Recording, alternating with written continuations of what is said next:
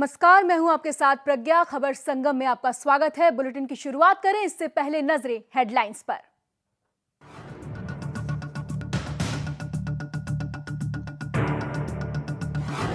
PM Modi ने किया Pathankot airbase का दौरा, सुरक्षा अधिकारियों से की मुलाकात, हालातों का लिया जायजा।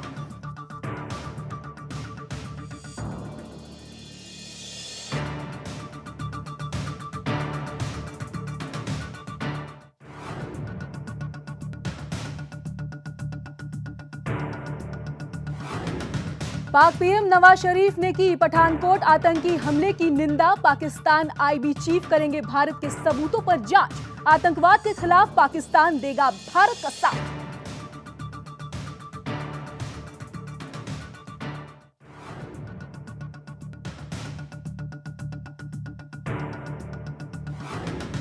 डेरा सच्चा सौदा की दूसरी पातशाही, शाह सतनाम जी महाराज का 25 जनवरी को मनाया जाएगा पावन अवतार दिवस। बड़े ही हर्षोल्लास के साथ की जा रही हैं तैयारियां।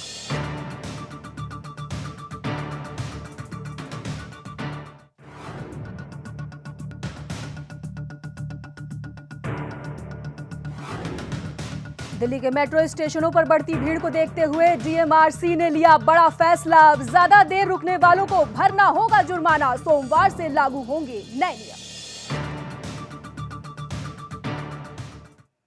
तो चलिए बुलेटिन की शुरुआत करते हैं इस वक्त की सबसे अहम खबर के साथ। जी हां, आपको बता दें कि पठानकोट से, जहां पठानकोट एयरबेस के बाद प्रधानमंत्री नरेंद्र मोदी पठानकोट एयरबेस पहुंच चुके हैं, जहां वो एयरबेस का जायजा भी ले रहे हैं और सभी अधिकारियों और जवानों से मुलाकात भी कर रहे हैं। आपको बता दें कि इस आतंकवादी हमले में हुए शहीद जवानों को श्रद्धांजलि भी अर्पित कर रहे हैं। इसके साथ ही आपको ये भी बता दें कि इससे पहले आतंकी हमले के तीसरे दिन यानी कि 5 जनवरी को रक्षा मंत्री मनोहर पारिकर भी पठानकोट एयरबेस का दौरा किया था और उन्होंने इसका जायजा भी लिया था। और अब आपको ये भी बता दें कि पीएम मोदी खुद वहां पर इस वक्त मौजूद।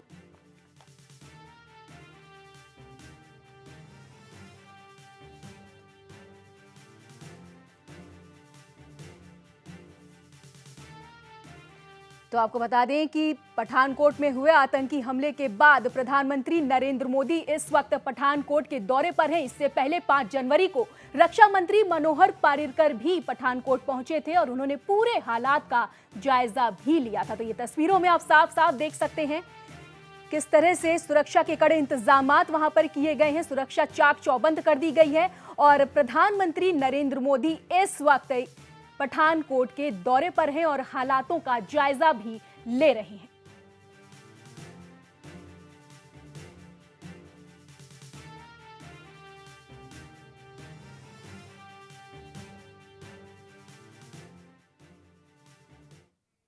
और इस पूरी खबर पर ज्यादा जानकारी के लिए हमारे सहयोगी सत्येंद्र भाटे इस वक्त हमारे साथ फोन लाइन पर जुड़े हुए हैं। सत्येंद्र, जिस तरह से पीएम मोदी भी अब हालातों का जायजा लेने पहुंचे, तो सुरक्षा के क्या इंतजामात वहां पर किए गए हैं? बिल्कुल, देखिए निश्चित तौर पर प्रज्ञा यहाँ पर बड़े इंतजाम किए गए थे, क्योंकि जिस तरह से खबर आई थी कि खुद प्रधानमंत्री नरेंद्र मोदी पठानकोट के उस एयरबेस स्टेशन पर पहुंचेंगे जहां पर बीते दिनों में आतंकी हमला हुआ था। क्योंकि बड़ी बात यह भी थी कि जिस तरह से वहां पर सेना की वर्दी पहनकर आतंकवादी मिले थे और वहां पर उसी दौरान उन्होंने अंदर घुसे थे, जिसमें काफी लंबा बड़ा ऑपरेशन किया गया और उसके बाद ही वहां पर फतेह हासिल कर सकी। उसमें हमारे गरुड़ कमांडोज, एनएसजी कमांडोज और वहां की स्थानीय पुलिस के साथ साथ आर्मी को भी डिप्यूट वहां पर किया गया था और उसके बाद ही वहां पर जीत हासिल कर पाए थे। हालांकि 5 तारीख को खुद रक्षा मंत्री मनोहर पारिकर वहां पहुंच चुके थे, उन्होंने उसका पूरा जायजा लिया था। और ये भी बता दूं कि नरेंद्र मोदी का जब प्लान वहां जाने का हुआ था, जब शेड्यूल ये आया था कि नरेंद्र मोदी खुद एयरबेस स्टेशन जाएंगे, पूरे वहां पर एयरबेस स्टेशन का जायजा लेंगे, तो उसके बाद पूरे के पूरे एयरबेस स्टेशन के अंदर सर्च ऑपरेशन चलाया गया। डॉग जी सत्येंद्र, आपसे एक सवाल। जी सत्येंद्र जी, आपसे एक सवाल और है मेरा कि क्या कुछ बातें निकलकर सामने आ रही हैं, क्योंकि अभी जांच एजेंसी वहां पे जांच का काम कर रही है, तो क्या कुछ बातें निकल के सामने आ रही है? क्योंकि ये भी कहा जा रहा था कि अंदर के ही कुछ लोग इस आतंकी हमले में साथ दिया था कुछ लोगों ने। क्या कुछ बातें निकलकर और सामने आई हैं? ज्यादा जानकारी। देखिए प्रज्ञा, यहाँ पर सबसे बड़ा जो उंगली उठी हुई है वो वहाँ के एसपी सलविंदर सिंह के ऊपर है, जिनको उन्होंने बंधक बनाया था, क्योंकि लगातार उनके बयान जिस तरह से बदल रहे हैं उसको लेकर एनआईए लगातार उनके ऊपर शक कर रही है, और इसीलिए उन्होंने पॉलीग्राफी टेस्ट के लिए सोमवार को उन्हें दिल्ली भी बुलाया है। और साथ ही साथ एनआईए ने एक बड़ा सवाल उठा दिया है कि एयरफोर्स के अंदर जो जवान है, अधिकारी है, यानी कोई भीतरी व्यक्ति इस हमले में मिला हुआ हो सकता है, क्योंकि जिस तरह से जितनी जानकारी उन तमाम आतंकवादियों के पास थी वो एक आरबीसी नागरिक के पास होना बहुत मुश्किल हो जाता है, जब तक कि कोई अंदरूनी व्यक्ति उनका कोई साथ न दे या फिर उनको ये तमाम जानकारी मुहैया ना कराए। और यही एक वजह है कि नरेंद्र मोदी को काफी वक्त हो गया है इस अभी भी एयरबेस स्टेशन के वो अंदर मौजूद है, और जो तमाम अधिकारी वहां पर जांच कर रहे हैं उनसे भी वो मुलाकात कर रहे हैं और जानने की कोशिश कर रहे हैं, क्योंकि नरेंद्र मोदी साफ कर चुके हैं कि यहाँ पर जिस तरह से आतंकी हमला हुआ है यहाँ पर कोई भी चूक नहीं की जाएगी, पूरी तरह से पुख्ता जांच की जाएगी। और जिस तरह से पाकिस्तान भी इस बार साथ देता हुआ नजर आ रहा है, तो उसके बाद से यहाँ पर तमाम भारतीय एजेंसियां भी पूरी तरह से मुस्तैद हो चुकी है, क्योंकि तमाम जी, जैसा कि आपने पाकिस्तान की, सत्येंद्र आपको रोकना चाहूंगी, जैसा कि आपने पाकिस्तान की बात कही, तो क्या पाकिस्तान की तरफ से कोई सहयोग अभी मिल पाई है? क्योंकि पाकिस्तान के पीएम ने भी बैठक करके कहा था कि वो पूरी तरह से इस आतंकी हमले की निंदा करते हैं और वो सहयोग करेंगे भारत का। क्या कुछ जानकारी है आपके पास?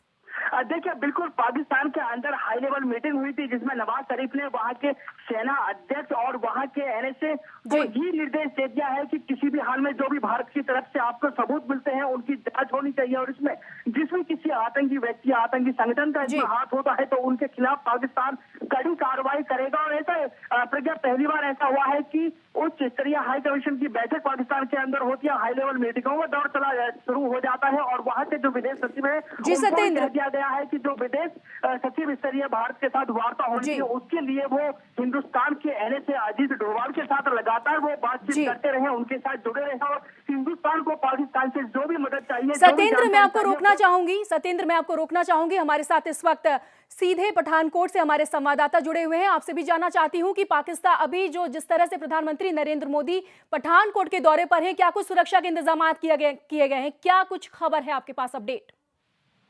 जी, यहाँ पर सुरक्षा के काफी पुख्ता इंतजाम किए गए हैं प्रधानमंत्री की सुरक्षा हेतु देखते हुए, और एयरबेस की सुरक्षा काफी कड़ी कर दी गई है। और देखने वाली बात यह है कि यहाँ पर बहुत सारी टीमें यहाँ मौके पे मौजूद हैं, जैसे एनएसजी की टीम, एनआईए की टीम।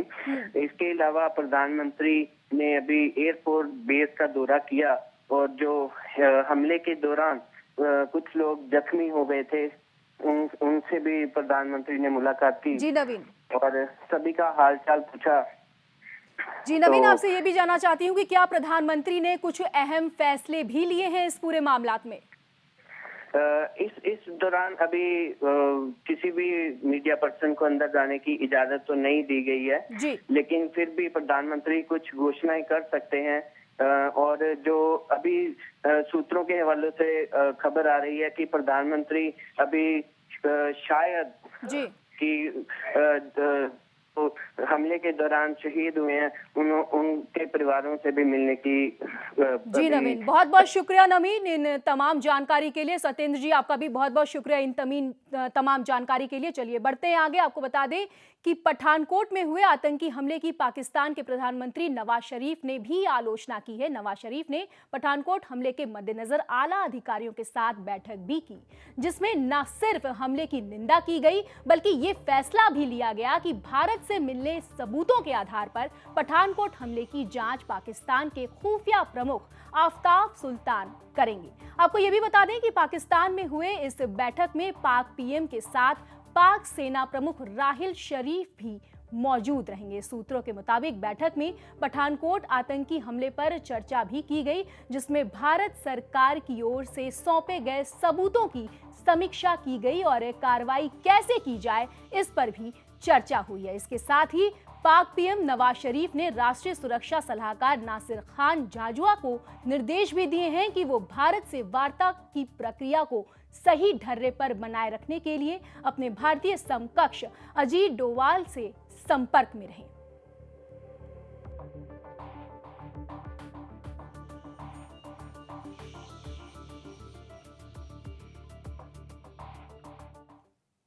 तो चलिए बढ़ते हैं आगे। पठानकोट में हुए आतंकी हमले में शामिल आतंकवादियों को एयरबेस स्टेशन के भीतर से ही मदद मिलने के संकेत भी मिले हैं। जी हां, राष्ट्रीय जांच एजेंसी यानी कि NIA की टीम इस पहलू पर भी गौर कर रही है। और अगर सूत्रों की माने तो आतंकी हमले के अगवा किए गए SP सलविंदर सिंह की मुश्किलें भी बढ़ती नजर आ रही हैं। उनके साथ लगातार बदलते बयानों के बाद पठानकोट हमले में उनकी भूमिका की जांच के लिए NIA ने सोमवार को उन्हें दिल्ली बुलाया है, जहां सलविंदर सिंह का पॉलीग्राफिक टेस्ट भी कराया जाएगा। आपको ये भी बता दें कि हालांकि SP सलविंदर सिंह अकेले नहीं हैं जो कि सवालों के घेरे में है। NIA ने एयरबेस के भीतर कुछ लोगों से पूछताछ भी की है, जिसमें एक लाइनमैन भी शामिल है। हालांकि अभी तक किसी को हिरासत में नहीं लिया गया है।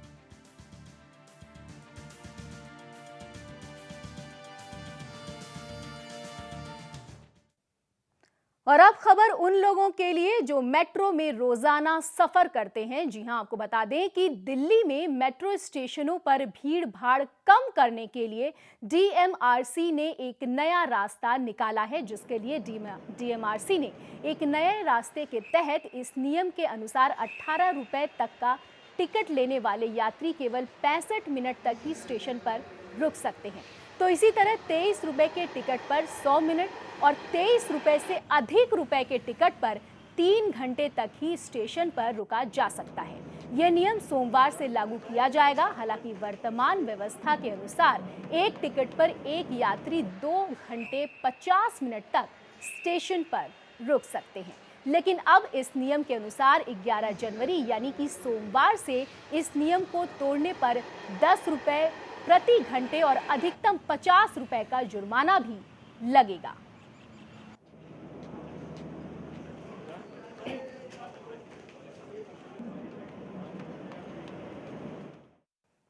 तो चलिए बढ़ते हैं आगे और बात करते हैं वर्ल्ड बुक फेयर की। जी हां, दिल्ली के प्रगति मैदान में आज से शुरू हुए विश्व पुस्तक मेले में देश और दुनिया के कई लेखकों की पुस्तकें देखने को मिल रही हैं। खास बात यह है कि इस बार पश्चिम बंगाल की मुख्यमंत्री ममता बनर्जी का उर्दू कविताओं का संग्रह तमन्ना आकर्षण का केंद्र बना हुआ है।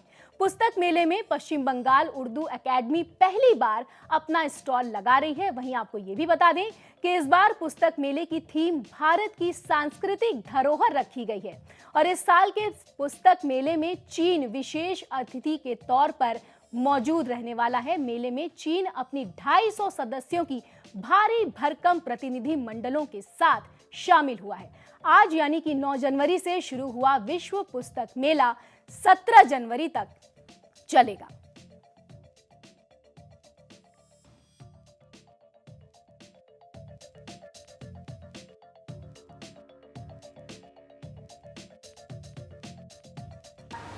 This particular World Book Fair gives a free invite and entry to children in school uniforms, to citizens who are physically challenged, and also our senior citizens get a free entry into the World Book Fair.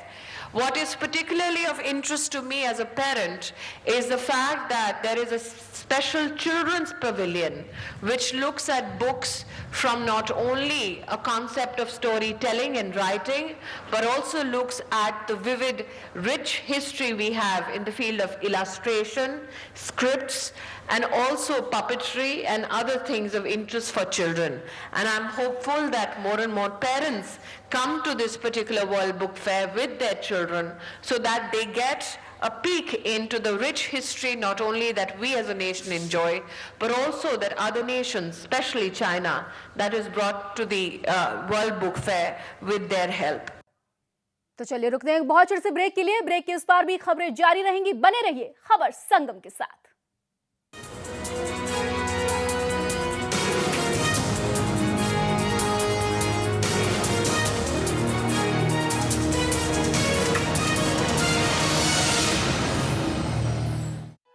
किसान की खुशियां उसके खेत खलिहान से होती हैं और इसके लिए सबसे जरूरी होता है सिंचाई का उत्तम प्रबंध। उत्तम सिंचाई के अभाव में न होता है खुशहाल किसान और न ही मिलती है उसे खुशियां। फिर क्यों पाले ये रोज रोज का झंझट? क्यों न लगाए एक ऐसा पाइप जिसकी विश्वसनीयता पर करे देश भरोसा? जी हाँ, कीर्ति पाइप, जो देता है आपको सर्वोत्तम भरोसा, उन्नत तकनीक और गुणवत्ता का दूसरा नाम कीर्ति पाइप।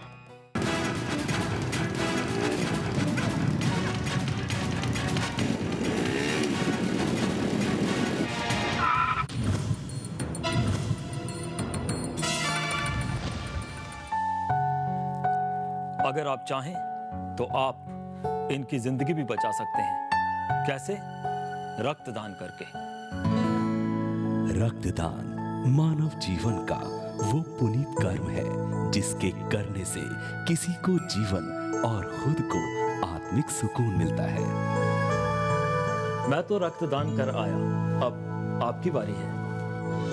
बूंद बूंद में जिंदगी की सौगात, रक्तदान महादान। सर्वधर्म संगम चैनल द्वारा जनहित में जारी।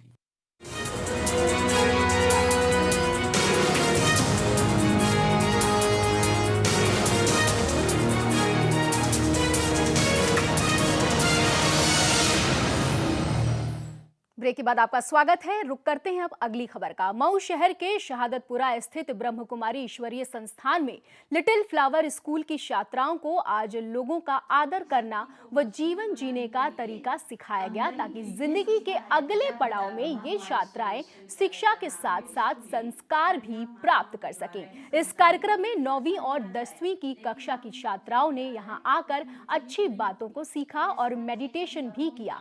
ब्रह्म कुमारी ईश्वरीय संस्थान के सदस्य सरिता देवी ने ये बताया कि आज लिटिल फ्लावर स्कूल की छात्राओं को मेडिटेशन सिखाया गया है, ताकि हम अपने जीवन में उच्च शिक्षा प्राप्त कर सकें, क्योंकि हम डिग्री तो ले लेते हैं लेकिन लोगों से प्रेम अर्जित नहीं कर सकते।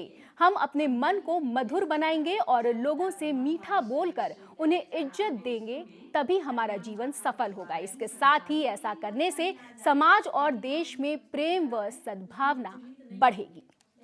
सभी धर्मों में दान प्रथा है। यहाँ के लोगों से हमें बहुत कुछ सीखने को मिला। इसमें हमें बताया गया कि हमें अपने अंतर मन के भावों को सुधारना होगा, जिससे हम अपने जीवन में उच्च शिक्षा को प्राप्त कर सकें। हमें सिर्फ डिग्री हासिल नहीं करनी होती, क्योंकि उससे हम शिक्षित और धन तो कमा सकते हैं लेकिन लोगों से प्रेम अर्जित नहीं कर सकते। ये लिटिल फ्लावर स्कूल के बच्चे हैं। समय प्रति समय अलग अलग क्लास के बच्चे मेडिटेशन सीखने के लिए आते हैं।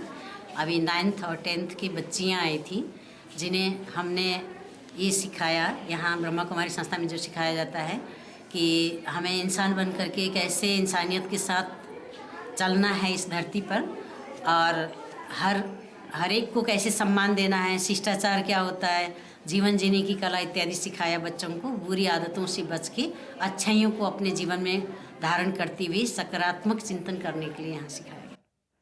चलिए बढ़ते हैं आगे। उत्तर प्रदेश के मऊ जिले से, जहां उत्तर प्रदेश परिवहन विभाग के महाप्रबंधक द्वारा प्रदेश के हर जिले में रोडवेज के ARM को निर्देश दिया कि वो अपने डिपो के सभी चालकों की आंखों की जांच कराएं।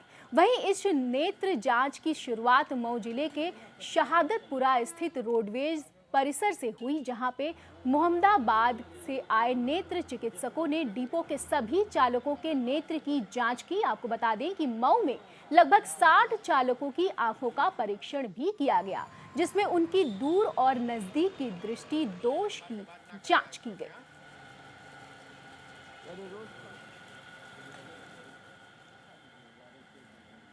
तो यहाँ पर सभी कर्मचारियों का, जो रोडवेज के ड्राइवर कंडक्टर, सबका नेत्र परीक्षण किया जा रहा है, ठीक है। और इनको हर साल इसी बात चेक होता रहता है, और उनका ट्रीटमेंट और दवा वह सब हमारे बताया गया है। गाड़ी चलाने में उसका कमियाँ दूर हो जाएंगी और एक्सीडेंट कम होगा लोगों का। प्रबंध निदेशक का निर्देश है मुख्यालय का कि प्रत्येक वर्ष चालकों का नेत्र परीक्षण कराया जाए, जिससे दुर्घटनाओं से बचा जा सके।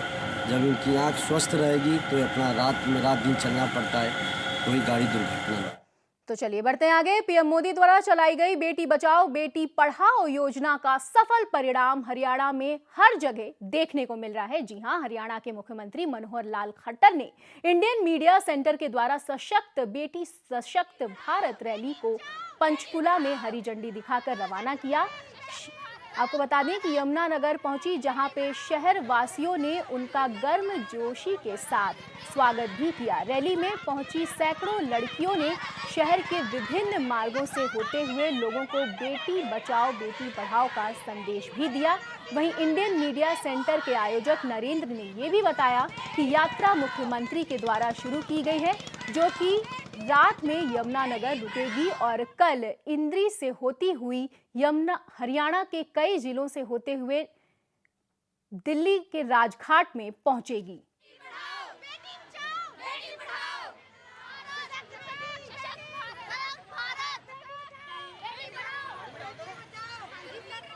इंडियन मीडिया सेंटर द्वारा ये आयोजित यात्रा है। आज माननीय मुख्यमंत्री जी ने पंचकुला से इस यात्रा को फ्लैग ऑफ किया है। हरियाणा के विभिन्न जिलों से होते हुए 14 तारीख को राजघाट पर इसका समापन होगा और इस रैली में 18 जिलों का प्रतिनिधित्व है और 23 स्थानों पर कार्यक्रम होने वाले हैं। रैली का मेन उद्देश्य है कि हरियाणा पे जो ये इस तरह का आरोप लगता है कि हरियाणा में बेटियों की हत्या की जाती है, तो हम चाहते हैं बिल्कुल जीरो टॉलरेंस, बेटियां ही अब मैदान में हैं। इस सारे अभियान को उन्होंने ही अपने हाथ में ले लिया है और अब मुझे लगता है कि हरियाणा में इस तरह का माँ बाप नहीं होगा।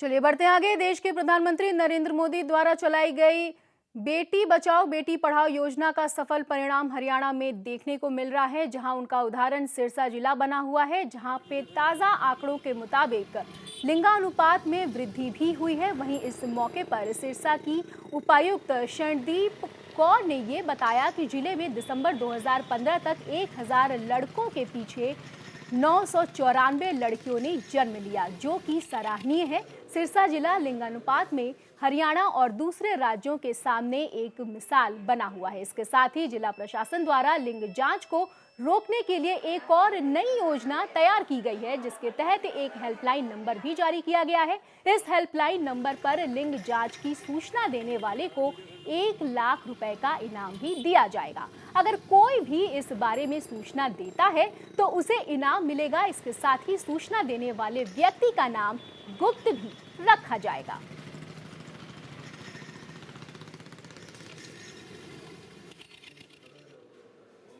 देखिए, जो पिछले 1 साल में बेटी बचाओ बेटी पढ़ाओ कार्यक्रम के अंतर्गत जो भी काम हुआ है, उसका हमें ये परिणाम आज मिला है कि जो सेक्स रेशियो है, लिंग अनुपात है, सिरसा में 1000 लड़कों के ऊपर 994 लड़कियां हो गई हैं। तो ये बहुत ही अच्छी बात है कि जो संख्या है ये बढ़ रही है लगातार। और इसके अंतर्गत हमने एक हेल्पलाइन का भी लॉन्च करा है, जिसमें अगर कोई भी व्यक्ति किसी तरह की इंफॉर्मेशन देना चाहता है, किसी ने गर्भपात कराया हो या कोई डॉक्टर या कोई आरएमपी या कोई भी दाई इस प्रैक्टिस में शामिल हो, तो उसकी हमें वो सूचना इस नंबर पे दे सकता है।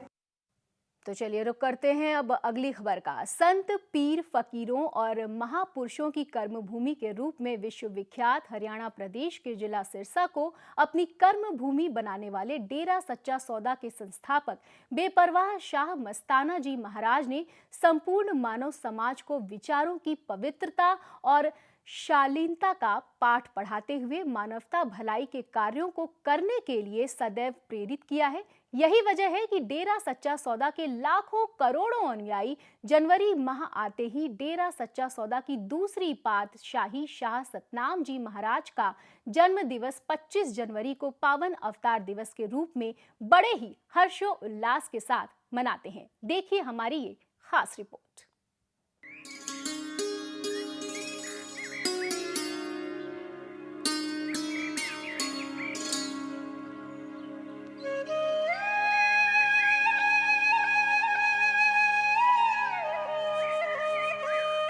हरियाणा प्रदेश का जिला सिरसा, जहां की मिट्टी में ही धर्म, आध्यात्म और इंसानियत का अनूठा संगम देखने को मिलता है। जैसे ही 25 जनवरी नजदीक आने लगती है, वैसे वैसे ही देश विदेश से साध संगत सिरसा पहुंचने लगती है।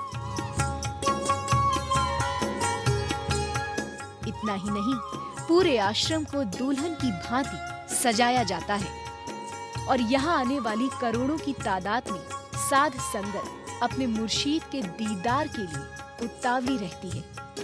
और हो भी क्यों ना, क्योंकि इसी दिन यानी 25 जनवरी 1919 को आदरणीय पिता वरियाम सिंह और माता आस कौर जी के घर शाह सतनाम जी महाराज का जन्म हुआ था। आपके पिता वरियाम सिंह इलाके के प्रसिद्ध लोगों में से एक थे और जलालाना साहिब का पूरा क्षेत्र उनकी हस्ती से वाकिफ था। आप बाल्यकाल से ही एक अलहदा मस्ती के रूप में जाने जाते थे। आपकी दिलकश बातें और मधुर वाणी लोगों का मन मोह लेती थी। आपकी बचपन से ही धार्मिक कार्यों में बड़ी रुचि थी और 14 मार्च 1954 को शाह मस्ताना जी महाराज ने आपको नाम की अनमोल दान प्रदान की और कहते हैं कि इसके बाद तो शाह सतनाम जी महाराज की दिनचर्या ही बदल गई। और फिर 28 फरवरी 1960 को वो शुभ दिन आया जब शहंशाह शाह मस्ताना जी महाराज ने पूजनीय शाह सतनाम जी महाराज को अपना वारिस बनाया और मुबारक वक्त पर धूमधाम से गद्दीन शिनी की रस्म अदा की गई। शाह सतनाम जी महाराज के पावन सानिध्य में डेरा सच्चा सौदा ने मानवता भलाई के अनेकों कार्य शुरू किए। दिन रात मानवता की भलाई के कार्यों के पश्चात शाह सतनाम जी महाराज ने 23 सितंबर 1990 को परम पूज्य संत गुरमीत राम रहीम सिंह जी इंसा को अपनी गद्दी का वारिस बना दिया और 13 दिसंबर 1991 को परम पूज्य शाह सतनाम जी महाराज खुद इस नश्वर शरीर को त्याग कर ज्योति ज्योत समा गए और मौजूदा गद्दीन शीन संत गुरमीत राम रहीम सिंह जी इंसा की रहनुमाई में डेरा सच्चा सौदा मानवता की भलाई के कार्यों में नित नए आयाम स्थापित कर रहा है।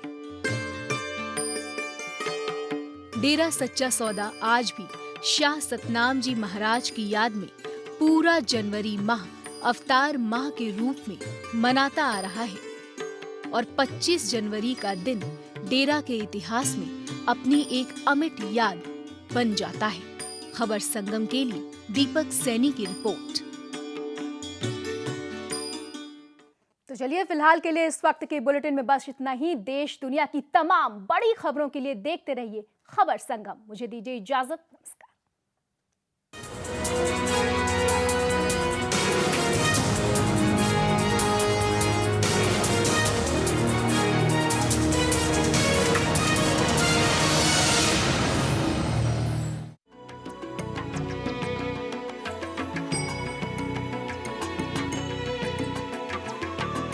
सर्वधर्म संगम, धर्म के सच्चे प्रहरी।